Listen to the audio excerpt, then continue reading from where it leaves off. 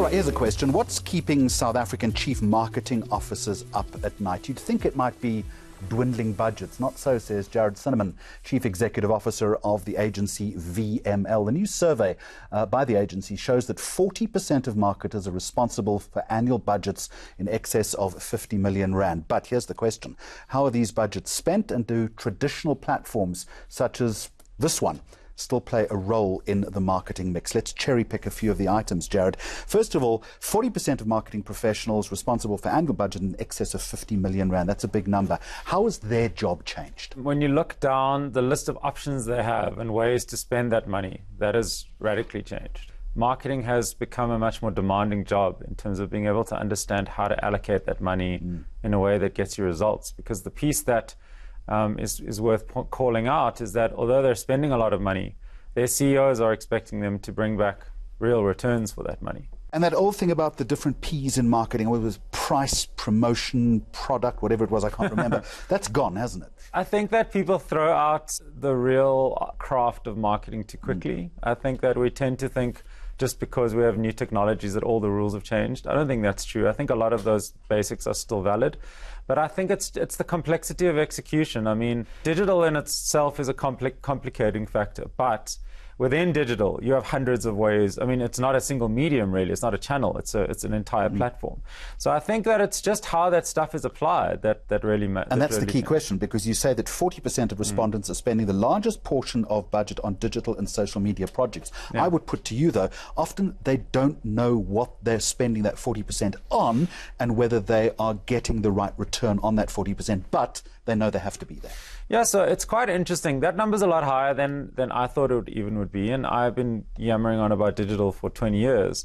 I think we finally have seen those tipping points where people are spending a biggest chunk of their money on digital channels. To be honest, we didn't ask, but I would suspect when you did, you would find the biggest chunk of that money was going to Google and Facebook and the big tech platforms, which is what we're seeing globally as the trend. And I think that actually it's quite interesting when we asked people about returns, they were able to answer that question in terms of are they getting value back for their investment. So I think you're right. I think, marketers are not 100% clued up on exactly how all this stuff works. But I do think digital channels being inherently measurable does make it easier to understand whether you're getting return on investment. You've got to have some sympathy for this sector, because you also suggest that there's too much data to absorb and interpret. One thing that's true about digital is it generates data. Every time someone clicks, looks, scrolls, whatever's.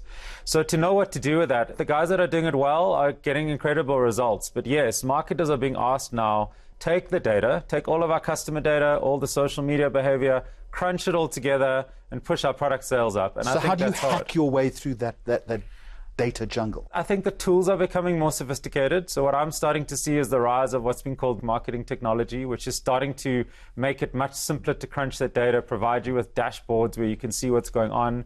But yeah, I think it's a new skill set, and I think it's it's on the heads of the advertising schools and those people bringing professionals into the industry to actually equip them. What's interesting in our study is we asked people what training they're doing for their teams. And you will see the trend is we're training people on data, we're training them on digital, we're training them on stats. People are desperate to get their heads around this kind of stuff. Why is there consumer intolerance to advertising? Have you watched ads lately? I watch them all the time, and I know exactly what you should be telling me. Yeah. So I think that we have tried consumers' patience, to be honest. We've interrupted them so much with so much junk that they don't care about. Now that we're giving them the option to skip them, that's exactly what they're doing. So the pressure now is on advertisers to produce stuff that people want to see. What is that stuff? Well, I think it's two things. It's either stuff that's tailored to your interests, so it's stuff which is using the data smartly to show you what you need to see, or it's stuff that is genuinely entertaining or useful, stuff that you actually seek out. We all know that stuff. There will always be an ad or something that goes around that everyone's talking about, and the advertiser's not pushing it.